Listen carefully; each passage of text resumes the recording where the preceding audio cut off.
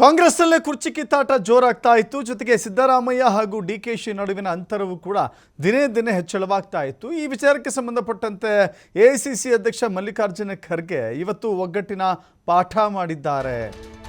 ಮಲ್ಲಿಕಾರ್ಜುನ ಖರ್ಗೆ ಕಿವಿ ಮಾತಿಗೆ ಸಚಿವ ಪರಮೇಶ್ವರ್ ಕೂಡ ಪ್ರತಿಕ್ರಿಯೆ ಕೊಟ್ಟಿದ್ದಾರೆ.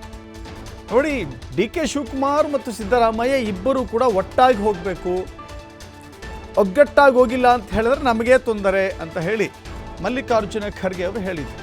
ಈ ವಿಚಾರದಲ್ಲಿ ಪರಮೇಶ್ವರ್ ಕೂಡ ಪ್ರತಿಕ್ರಿಯೆ ಕೊಟ್ಟಿದ್ದಾರೆ. ನಾವೆಲ್ಲರೂ ಕೂಡ ಒಗ್ಗಟ್ಟಾಗಿ ಕೆಲಸ ಮಾಡ್ತಾ ಇದ್ದೇವೆ.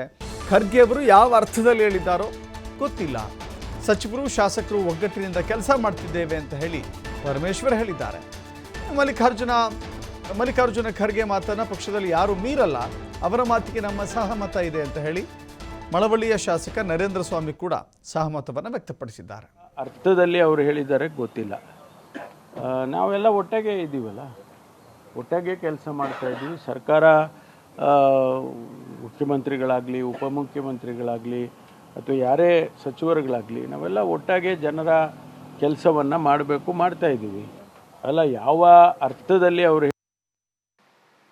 ಅತ್ಯಂತ ಅನುಭವಿ ಮತ್ತು ಅತಿ ಹಿರಿಯರು, ನಮ್ಮ ಪಕ್ಷದ ರಾಷ್ಟ್ರೀಯ ಅಧ್ಯಕ್ಷರು, ನಮ್ಮ ರಾಜ್ಯದವರೇ. ಈ ರಾಜ್ಯದ ಆಗುಹೋಗುಗಳನ್ನ ಅತಿ ಹತ್ತಿರದಿಂದ ಆಡಳಿತದಲ್ಲಿ ಅನುಭವವನ್ನು ಹೊಂದಿರತಕ್ಕಂಥ ಮಹಾನ್ ನಾಯಕರು.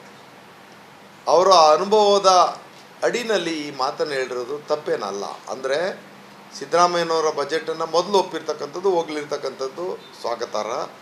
ನಾವು ನಮ್ಮ ಅಧ್ಯಕ್ಷರನ್ನ ಇದಕ್ಕೆ ತುಂಬ ಅವರಿಗೆ ಆಭಾರಿಯಾಗಿದ್ದೇವೆ. ಎರಡನೇದು, ಅವರ ಒಂದು ಸಲಹೆ ಸೂಚನೆಗಳನ್ನ ಕಾಂಗ್ರೆಸ್ಸಿಗರಾಗಿ ನಾವು ಯಾರೂ ಮೀರತಕ್ಕದ್ದಲ್ಲ. ಅದು ಪಕ್ಷದ ಹಿತದೃಷ್ಟಿ, ರಾಜ್ಯದ ಹಿತದೃಷ್ಟಿ, ರಾಷ್ಟ್ರದ ಹಿತದೃಷ್ಟಿ. ಇದರ ನಡುವೆ ನಾವೆಲ್ಲರೂ ಕೂಡ ಒಂದು ಮನೆಯ ಮಕ್ಕಳಂತೆ, ಯಾವುದೇ ಭಿನ್ನಾಭಿಪ್ರಾಯ ಇಲ್ಲದಂತೆ ರಾಜ್ಯದ ಆಡಳಿತವನ್ನು ಜನ ಮನ ಗೆಲ್ಲುವ ರೀತಿಯಲ್ಲಿ ನಾವು ನಡೆಸ್ತೇವೆ. ನಮ್ಮ ಪಕ್ಷದ ಎಲ್ಲ ವಿಚಾರಗಳು, ಈಗಾಗಲೇ ಖರ್ಗೆ ಅವರ ವಿಚಾರನ ನೀವೇ ಪ್ರಸ್ತಾಪ ಮಾಡಿದ್ರಿ. ಅವರು ನಮ್ಮ ರಾಷ್ಟ್ರೀಯ ನಾಯಕರು, ಅಧ್ಯಕ್ಷರು. ಅವ್ರ ಗೆರೆಯನ್ನು ನಾವು ಯಾರೂ ದಾಟೋರಲ್ಲ, ದಾಟಕ್ಕಾಗೋದು ಇಲ್ಲ. ನಾವು ಶಿಸ್ತಿನ ಸಿಪಾಯಿಗಳು, ಪಕ್ಷದ ತೀರ್ಮಾನದಂತೆ ಎಲ್ಲರೂ ಒಗ್ಗೂಡಿರ್ತೀವಿ. ಹಾಗಾಗಿ ಒಂದಕ್ಕೊಂದಕ್ಕೂ ಲಿಂಕ್ ಬಳಸೋದು ಅಸಮಂಜಸ ಅನ್ನೋದು ನನ್ನ.